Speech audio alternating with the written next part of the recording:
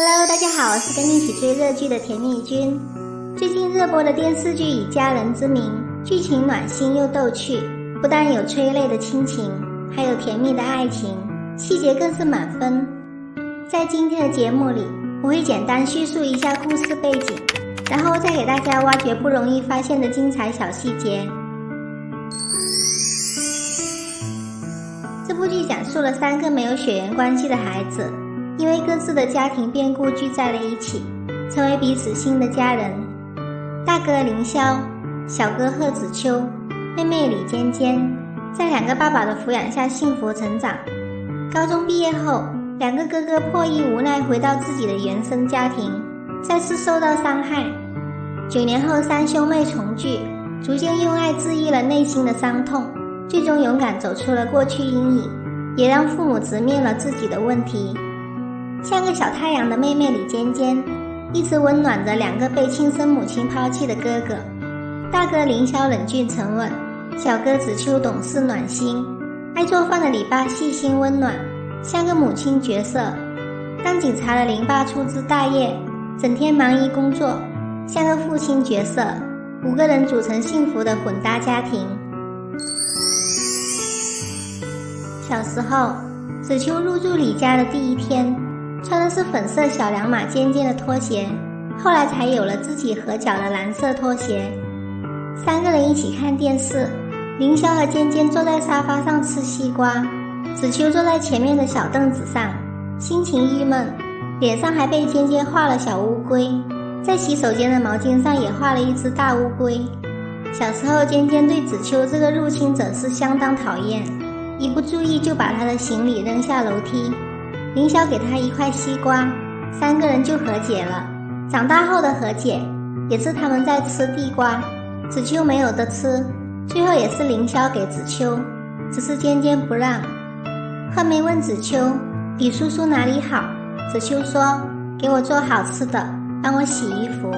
他觉得这是对别人好的方式，所以后来他对尖尖和李爸好，也是表现在洗衣服和做好吃上。屋里的墙上有尖尖画的画，李爸是个尊重孩子的父亲，不会因此而责骂，让他保留了童心。他们3人的屋子里都有合影，凌霄屋里还有尖尖画的。小时候鱼缸里的小鱼，随着孩子们长大，也变成大鱼了。尖尖房间的门帘是用千纸鹤做的，是不是很像初中时候的你？我记得我初中那会儿还做过1毫米的千纸鹤，现在想想都觉得不可思议。09年子秋的房间里贴的是08年中国主办奥运会的海报，举办奥运会是全国在08年的大事，还有奥运的5环贴纸。09年小哥用的是当年最流行的手机，到了2019年用的是智能手机。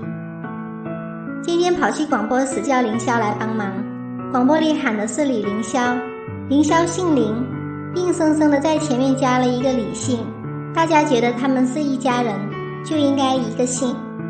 齐明业为了感谢他们见义勇为，请他们吃雪糕，他们3人习惯共享着吃，让齐明业这个独生女好生羡慕。子秋和尖尖也尝了他的雪糕，但凌霄没有吃，他只吃了尖尖和子秋的。凌霄比他们俩早熟，有性别意识。在饮品店，齐明月喝了子秋的饮料，开始是无意，后来盯着人家的嘴唇浮想联翩，从此开启了暗恋之路。子秋这直男的反应，嘴上时而以吃人家雪糕的林有有正合适，凌霄却看出了端倪，所以后来凌霄一直以为齐明业是喜欢子秋的，因此对齐明业不设防，一直从他那里得到尖尖的消息。他用1吻向凌霄表白，也是通过凌霄吻尖尖的1个吻得到了回复。凌霄发现西西姐对他有意思，果断地说自己有喜欢的人，好让他死心。做事情不拖泥带水，不玩暧昧。最开始他对西西姐的称呼是冯医生，后来他跟着尖尖叫西西姐，所以当西西姐知道凌霄喜欢的是尖尖，这个称呼对他而言是一种讽刺。在走廊里听到护士这样叫他，所以他很生气。李爸要进女儿的房间先敲门，这个动作太暖了呀，相比小橙子锁门防止妈妈进入，尊重孩子的父母，也能得到孩子内心的尊重。凌霄的话很少，看似冷漠，但家里的每一个人都放在心上。没出国之前，一家人聊起赵华光，内疚的子秋给所有人盛完汤之后呆坐着，有些落寞，也没给自己盛汤。只有凌霄注意到他的情绪，用自己的碗换了子秋的空碗。子秋看到后表情明显变轻松。回国后，一家人一起吃火锅。子秋得知林爸骨折，埋怨没有人告诉他。尖尖说告诉你也没用，你又没法回来照顾。子秋内疚自责。这时候凌霄给他夹菜安抚他，用自己的方式关心。凌霄和子秋离家出国的那一天，穿的是尖尖送给他俩的鞋子。凌霄托叶亮照顾尖尖时已经穿上，鞋子穿了9年。果然送人不能送鞋，你看这一下都送走了呀。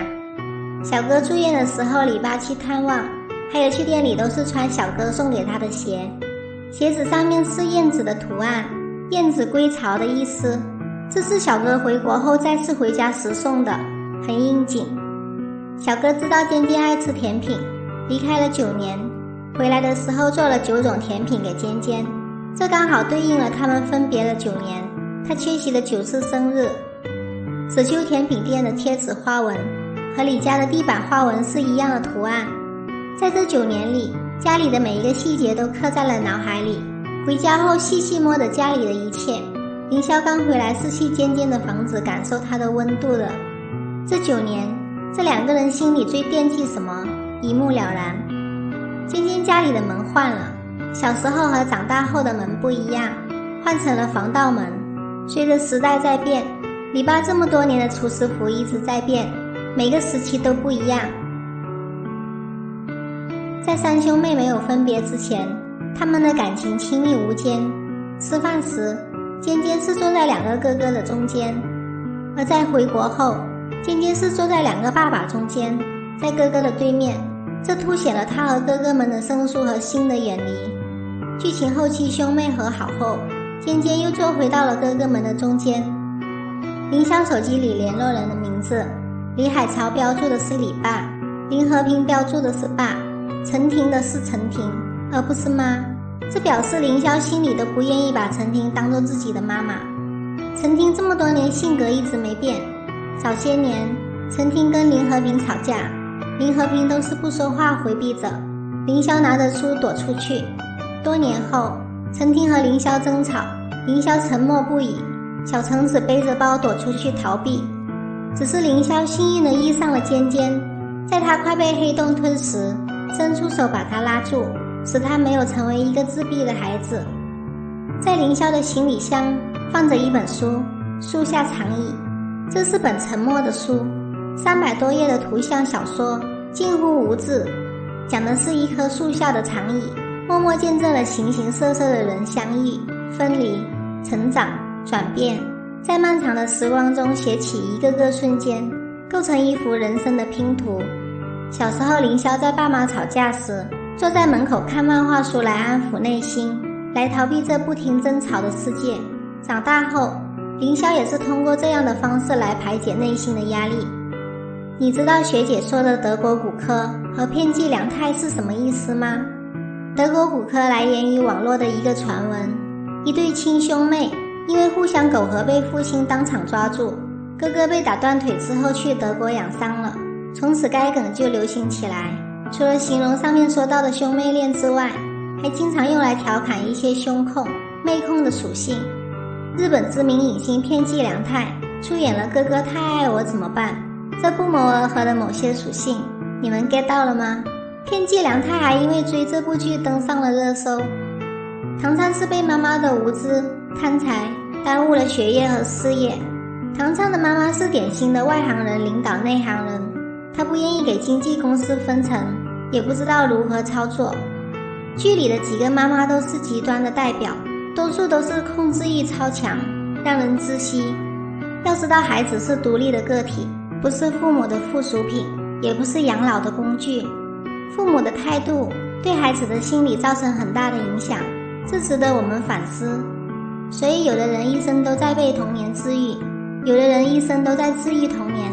前面那句说的是李尖尖，他就好像小太阳一样温暖身边的人。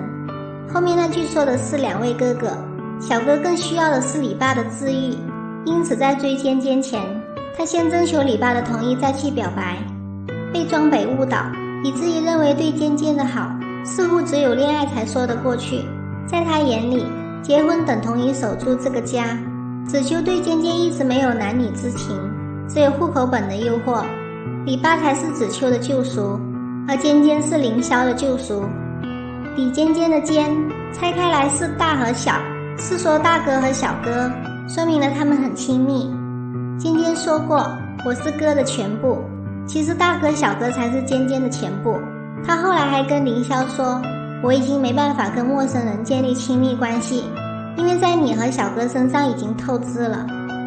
凌霄家姓凌，尖尖家姓李，组合起来就是邻里的意思。他们两家就住在楼上楼下，就是邻居。所以说啊，文化人玩起字眼来也是很有水平的。做一部以爱治愈伤痛，弘扬人间真情正能量的电视剧，在这个夏天温暖了大家。片名以家人之名，家人二字本身就包括亲情和爱情，以家人的名义可以做很多事，像李爸慈父般的付出，林爸长期缺席的父爱，凌霄妈妈用身份捆绑，舅舅的道德绑架，几个母亲对子女的控制欲，把比较极端的中式家长刻画的立体生动，展现了现在社会的家庭缩影，也打破了传统意义的家人观念。有血缘的不一定是家人，互相关心的才是家人，重新定义了家人一词。家人不应该仅限于血缘之间的联系，爱和陪伴才是最深的羁绊。关注甜蜜君，看剧更精彩，我们下期再见。